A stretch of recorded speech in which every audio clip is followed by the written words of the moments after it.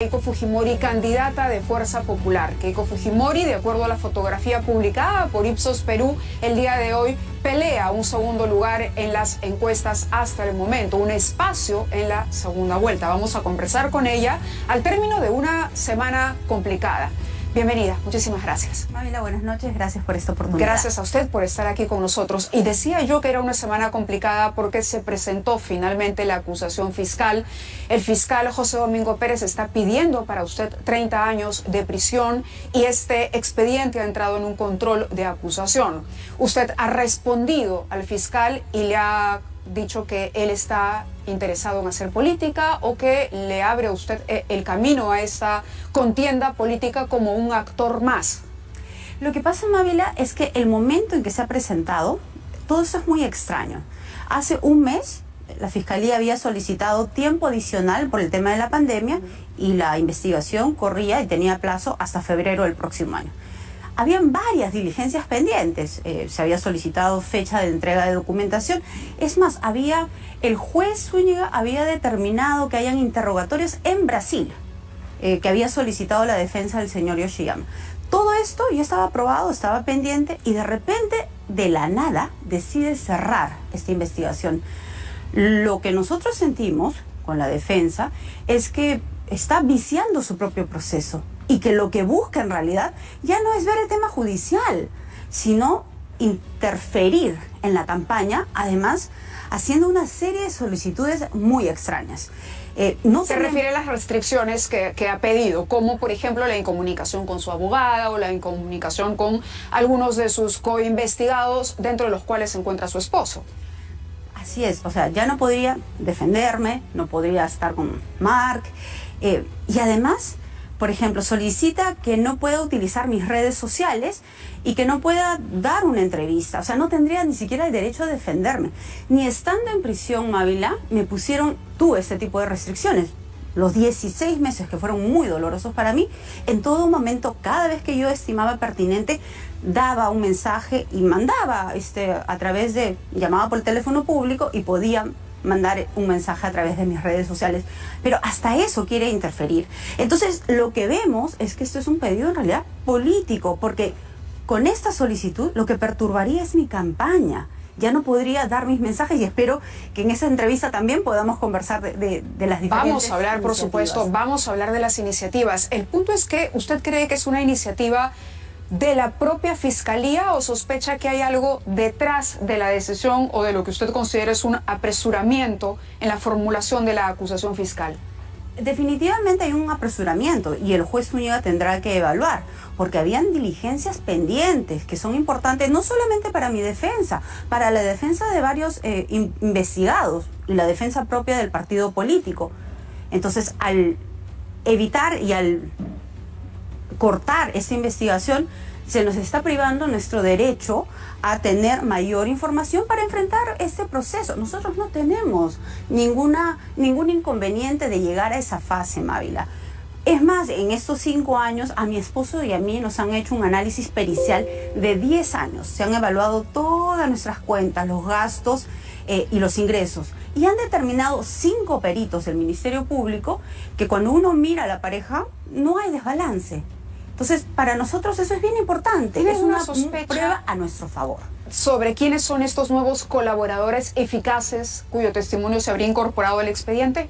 No, pero me imagino que hay algunos nombres que ya se ha conocido a través de los medios. Yo soy bien escrupulosa de no mencionar nombres, de no entrar en el tema de fondo, pero la verdad que cuando ya plantean este tipo de restricciones que va más allá del tema legal, porque eso es un tema ya político, es ahí donde yo tengo que levantar mi voz, Mávila.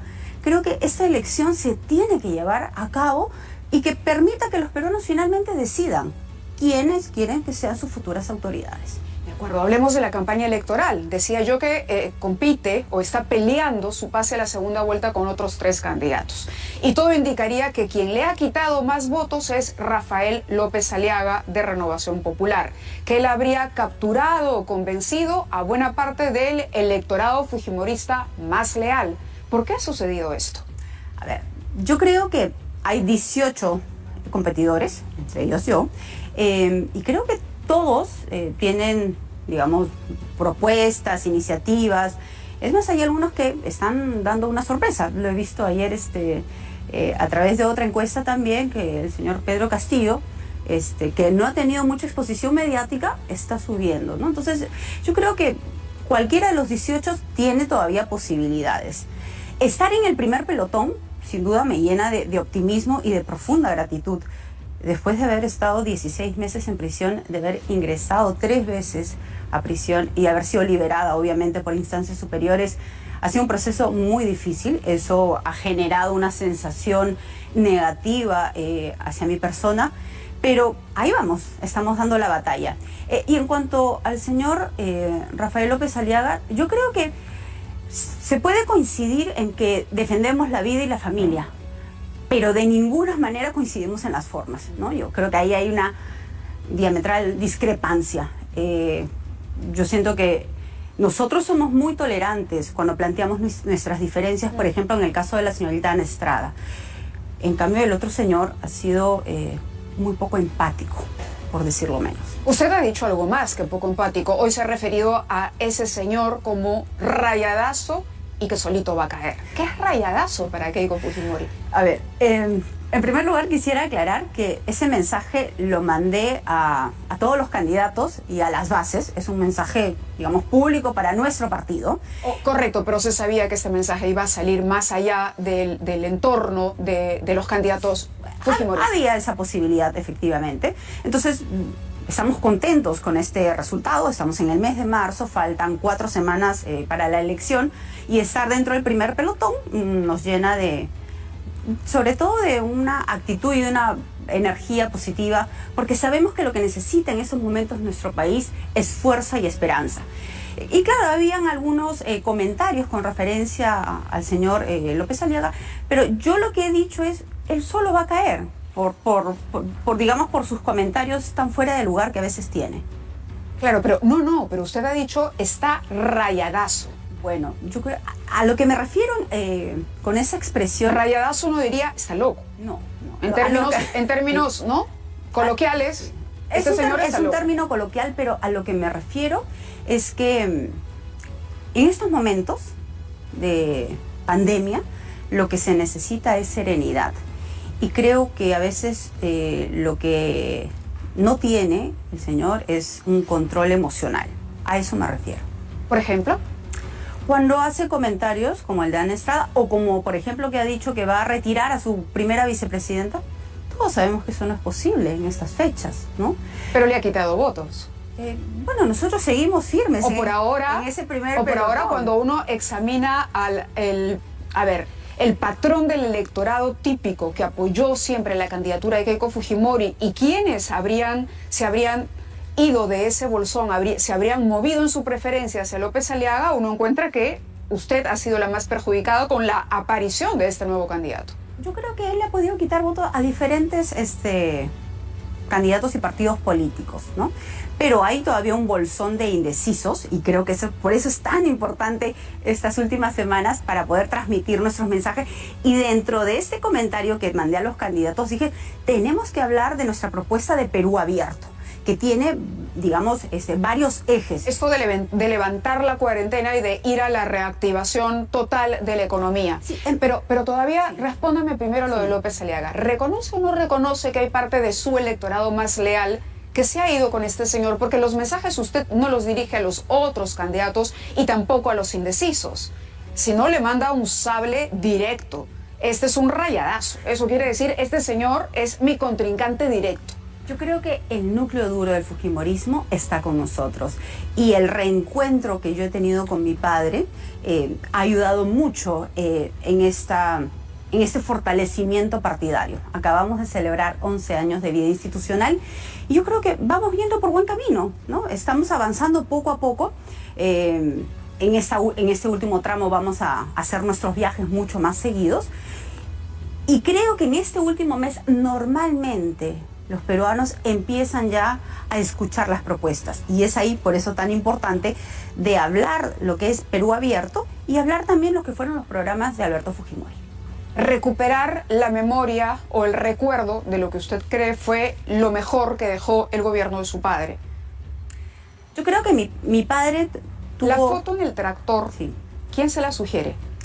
Estaba en Contumasá, terminando una visita en la región de Cajamarca, y uno de los vecinos me dice, mire señora, ese tractor lo recibimos en el gobierno de su padre, ¿por qué no se sube? ¿No? Entonces la población, todos aplaudían, por supuesto que me subí y me tomaron No una fue foto. espontáneo.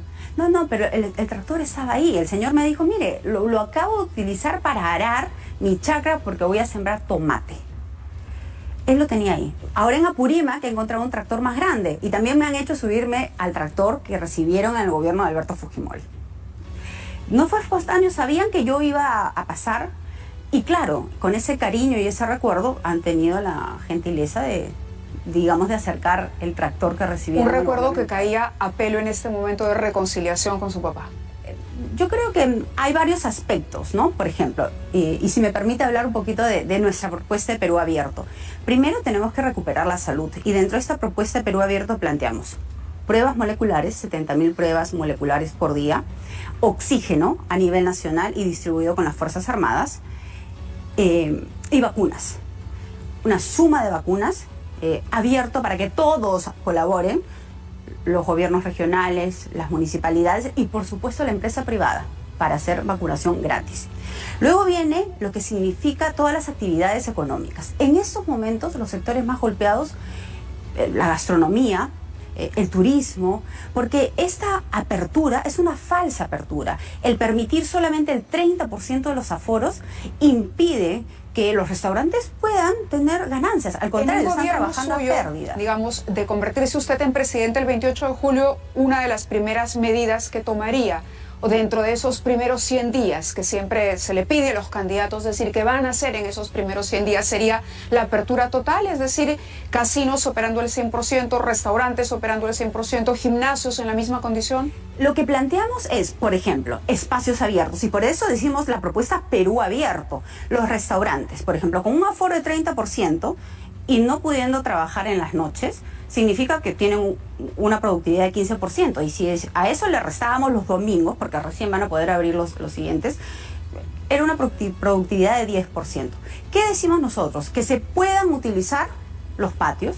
Es más, se pueden utilizar a veces la calle. Los domingos se puede cerrar de tal manera que se baja el riesgo del virus al estar en los espacios abiertos, pero permiten que nuestros héroes de la gastronomía puedan producir y vender más. Con ese mismo criterio, por ejemplo, los museos prácticamente están cerrados. Tenemos que abrirlos, tenemos que ver la manera de implementar nuevos protocolos para poder trabajar. Resumiendo, es no cuarentena con Keiko Fujimori en la presidencia. No cuarentena, con aforos mucho más estudiados, con los toques de quedas más reducidos para que nosotros salvemos la vida y la economía.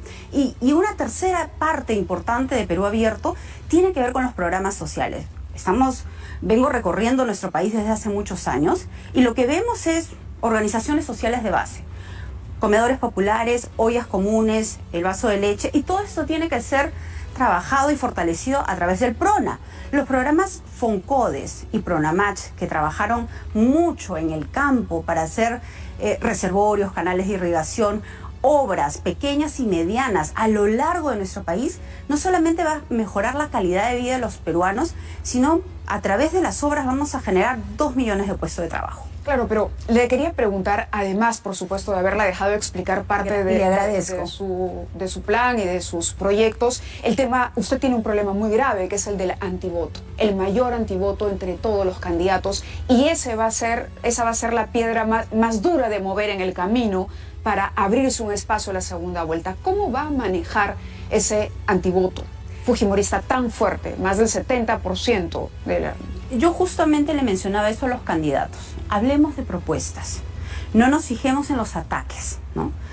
A cada ataque, una propuesta de nuestro plan de gobierno, Plan de Rescate 2021. Y yo creo que cuando las personas nos escuchan y analizan el plan de gobierno y el equipo que tenemos, pero muchos se van cuando le hablaba de López Aliaga, también habría que pensar en los miembros del equipo que en algún momento acompañó a Fujimori, que hoy están o con Rafael López Aliaga o con Hernando de Soto. Ha perdido cuadros. A mí me alegra mucho que Hernando de Soto esté candidateando. Él me apoyó en 2 campañas, en el 2011 y en el 2016, así es que le deseo mucha suerte. ¿Se ha declarado en rebeldía entonces con la Fiscalía? El fiscal, volviendo al tema de las diligencias, dijo que no, que él había concluido y que daba por cerrado con lo que tenía la investigación. ¿Usted se ha declarado en rebeldía ante ese silencio que pide la Fiscalía? Bueno, eso tendrá que analizarlo el juez, pero yo no diría esa palabra específicamente.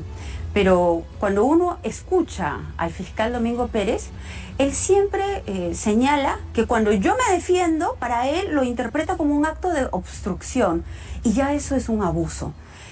A lo largo de todos estos 5 años de investigación, lo que hemos visto es una serie de arbitrariedades y esperamos que el Poder Judicial sea muy prudente, sobre todo en este proceso electoral. De acuerdo, vamos a estar pendientes de esa decisión judicial y solamente le robo unos segundos a mi productor que me pide que ya presentar la nota que viene para un comentario sobre Daniel Salaverry. No, ningún comentario. Entiendo que su candidato por Lima, el señor Vizcarra, va a pasar una audiencia de prisión preventiva en los próximos días, más allá de todas las especulaciones que ha habido al respecto, de su rol sobre mi caso. Yo lo que he señalado siempre, más allá de las personas, la prisión preventiva es la excepción y no la regla. Y ¿es decir, cree que Vizcarra no debería ir a prisión preventiva? A él le deseo algo que a mí no me dieron: presunción de inocencia y debido proceso. Y que la jueza que va a ver su caso lo vea con mucho detenimiento. Las prisiones preventivas lamentablemente se están dando en demasía en nuestro país y eso creo que tiene que analizarse con mucho detenimiento. De acuerdo, le agradezco que haya estado con nosotros conversando.